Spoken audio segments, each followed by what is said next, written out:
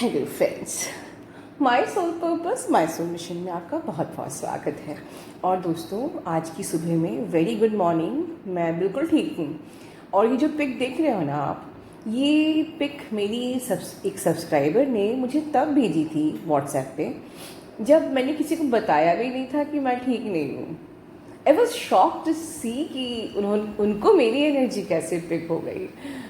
तो यस, ये जो आप पिक देख रहे हैं, कुछ यही मेरी कंडीशन थी लगभग एक हफ्ते से। तो आप इस जर्नी में हैं तो आप जानते हैं कि एक हीलर कब इंज्योर्ड होता है। Yes, I have got injured. और हाँ, मैंने अपने हिसाब से अपनी हीलिंग खुद करी। And in the mean time मेरे 3-4 वीडियोज़ भी आ रहे थे, मैंने चैनलिंग भी करी। Being I was injured, I was doing everything, और आप लोगों को पता भी नहीं चला। दोस्तों, एक्चुअली हमको ऐसा ही होना चाहिए। जब भगवान का काम होता है ना, तो वो सब अपनी हेल्थ हर चीज़ से बढ़ के होता है। इस बीच में श्रावणी ने भी मुझसे पूछा था, मैम आर यू ओके। और आप लोग का प्यार मुझे मिला और मैं कंप्लीटली ऑल राइट। सपना ने भी मुझे गाइडेंस दिया कि मैम सब लोगों की एनर्जी आपको पिक होती है, अपना ध्यान रखिए। आप सब ने भी मुझे कल के मेल में इतनी सारी ब्लेसिंग्स दी कि आज मैं आपसे बात करने के लिए यहाँ बैठी हुई हूँ। होता है दोस्तों, आप लोग अपने मन को हल्का करने के लिए लंबे लंबे मैसेजेस मुझे भेजते हो इंस्टा पे, मेल पे। किसी किसी की तो बहुत लंबी लंबी रिकॉर्डिंग्स आती हैं। तो ये सब चीज़ें मुझे बहुत इंजॉय करती हैं। समटाइम्स मैं पढ़ पाती हूँ, सुन पाती हूँ, क्योंकि ठीक है, अगर मेरी हेल्थ ओके है तो ठीक है मैं सुनूंगी, या मेरे पास टाइम है तो ठीक है मैं सुनूंगी। अदरवाइज डिफ़िकल्ट टू मी, क्योंकि आप लोग अपना हर पेन मुझसे शेयर करना चाहते हो। हर दिन आपके साथ जो बीत रहा है आप वो शेयर करना चाहते हो, क्योंकि आपके पास कोई और है भी तो नहीं। कौन समझेगा आपकी बात को, आप किससे कहोगे। So you want to share everything. आप लोग को बहुत सारे क्वेश्चंस के आंसर्स भी चाहिए होते हैं। अपनी हर लंबे लंबे ऑडियोज़ मुझे आते हैं, लंबे लंबे वीडियो आपके मैसेजेस आते हैं। मैं सुनती हूँ, मैं पढ़ती हूँ, मैं इंज्योर्ड हो जाती हूँ। चलिए, खैर कोई बात नहीं। वेल, हमारा जो ये आज का टॉपिक, जैसे कि मैंने एक बार कम्युनिटी में कहा था कि नार्सिसिस्टिक डीएम के बारे में मुझे बहुत सारे क्वेश्चंस आते थे।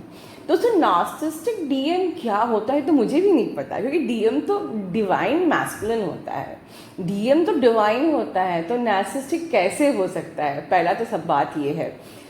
अगर आप नार्सिसिस्टिक पर्सन की बात करते हैं तो मैंने ऑलरेडी आपको एक बात बताई है कि कोई भी पर्सन बुरा नहीं होता है। कार्मिक नार्सिसिस्टिक सिर्फ हम लोगों ने नाम दिया है ड्यू टू देयर ट्रेट्स, कि भाई जिसकी आत्मा के लेयर के ऊपर बहुत ज़्यादा मोटी गंदी लेयर चढ़ी है तो वो नार्सिसिस्टिक है, जिसकी आत्मा के ऊपर हल्की गंदी लेयर है वो कार्मिक है, और जिनकी आत्मा के ऊपर थोड़ा बहुत ही काम करने को है वो हम लोग प्योर सोल, डिवाइन सोल है। ठीक है, बट ऐसा कुछ नहीं है, ऐसा कोई नार्सिसिस्टिक नहीं होता है।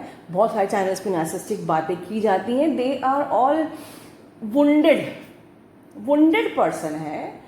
उनकी वुंड्स ने उनको उनकी आत्मा पे गंदी लेयर चढ़ा दी है। ठीक है, लेकिन जो डिवाइन मैस्कुलिन होता है वो भी डिवाइन होता है, वो कभी नार्सिसिस्टिक हो ही नहीं सकता। दूसरी बात, नार्सिसिस्टिक पर्सन आपकी लाइफ में क्यों आए, अगर आप ये सोचते हो तो डेफिनेटली याद रखिए कि नार्सिसिस्टिक पर्सन आपकी लाइफ में आया क्योंकि आपने भी कर्मा क्रिएट किए थे। यू हैव क्रिएटेड कर्मा, और वो आपकी लाइफ में और वो आपके माइंड में जब तक रहेगा जब तक आपके सारे कर्मा हील नहीं हो जाएंगे। इस बात को आप लोग अंडरलाइन कर लो। हाँ, किसी किसी को लगता है कि आपका कोई जो जिसको आप डीएम मान रहे हो और वो अगर बहुत नार्सिसिस्टिक है तो first of all you make sure कि वो आपका डीएम है या नहीं है।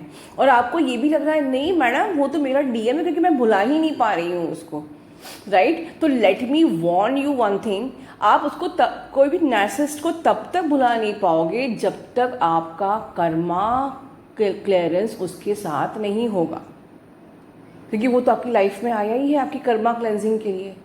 तो don't confuse with the narcissistic person as your DM. आप किसी नार्सिसिस्टिक को अगर डीएम अज्यूम कर रहे हो that is something different, but DM narcissistic नहीं होते हैं, वो डिवाइन मैस्कुलिन होते हैं, वो नार्सिसिस्टिक मैस्कुलिन नहीं होते हैं। You are dealing with the person जो आपको लगता है मेरा डीएम है, तो hopefully you are in any confusion and doubt, ठीक है, और आप उनको बुला नहीं पा रहे हो बिकॉज अभी आपका उनके साथ कर्मा क्लियरेंस बाकी है. The day your Karma clearance will be clear with that person, आप उसको भूल जाओगे. इसको हम लोग आगे जाके बोलते हैं मैडम वो तो हमारा फॉल्स ट्विन था.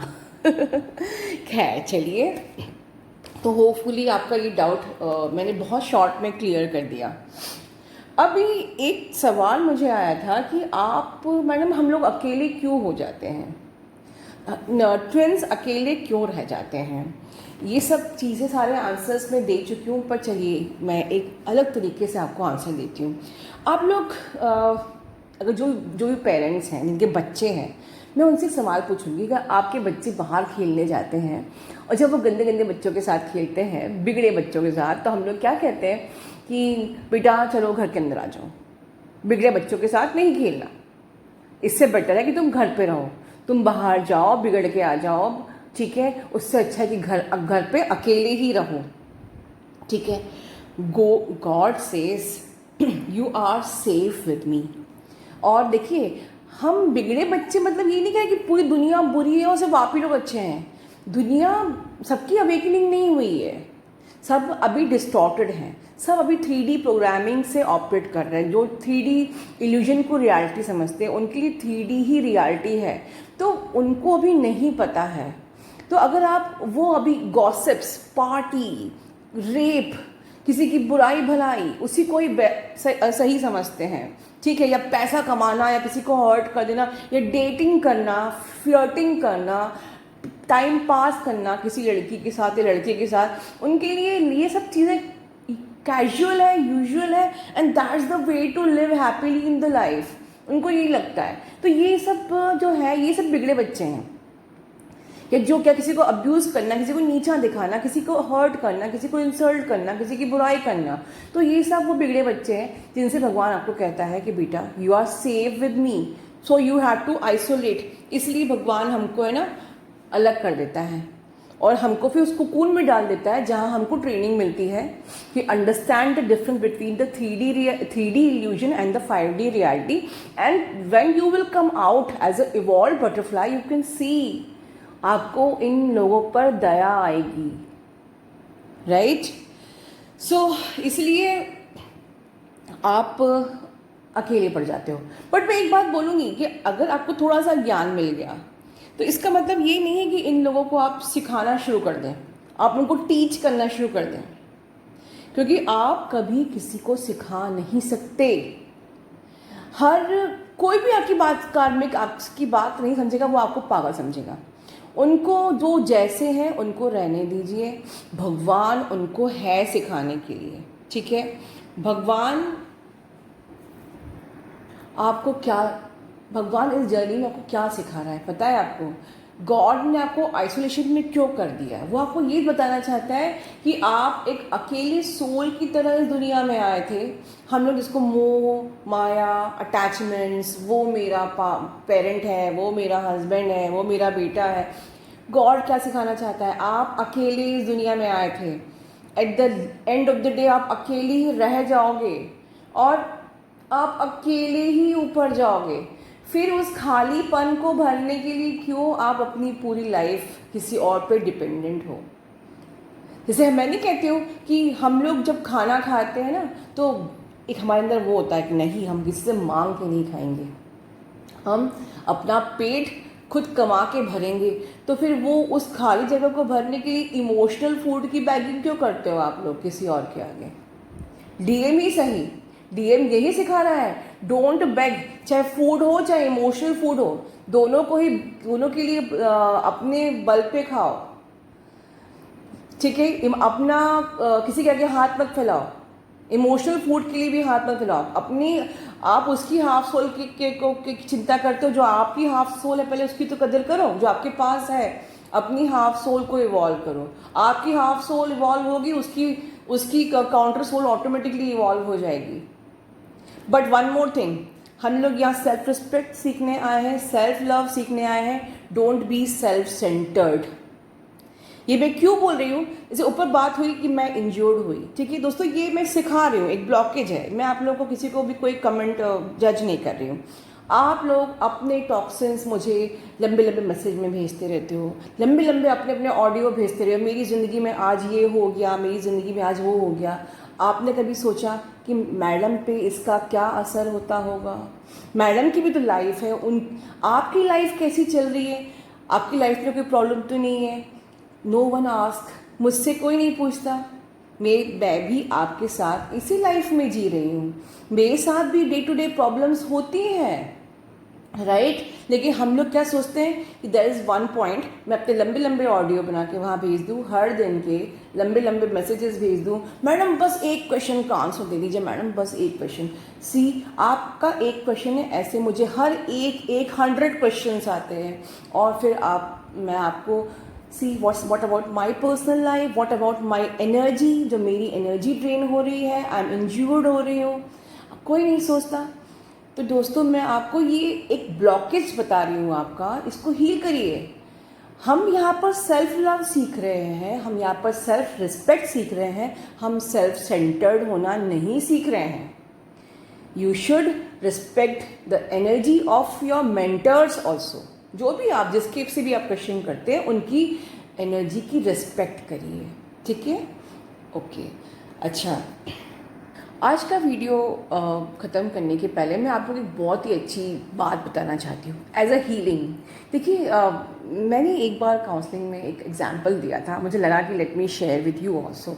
आप लोगों ने बिग बॉस देखा है, सबने बिग बॉस देखा है। बिग बॉस के घर में क्या होता है, हम लोग जब उस घर में घुसते हैं बिग बॉस के घर में, उसके बाद बाहर आपके हस्बैंड्स भी होते हैं, बच्चे भी होते हैं, आपके पेरेंट्स भी होते हैं, आपके जो भी जितने भी रिलेशंस, आपके फ्रेंड्स, आपके बेस्ट फ्रेंड सब बाहर होते हैं। बट जब हम बिग बॉस के घर में होते हैं, that time we are not allowed to do contact with anyone.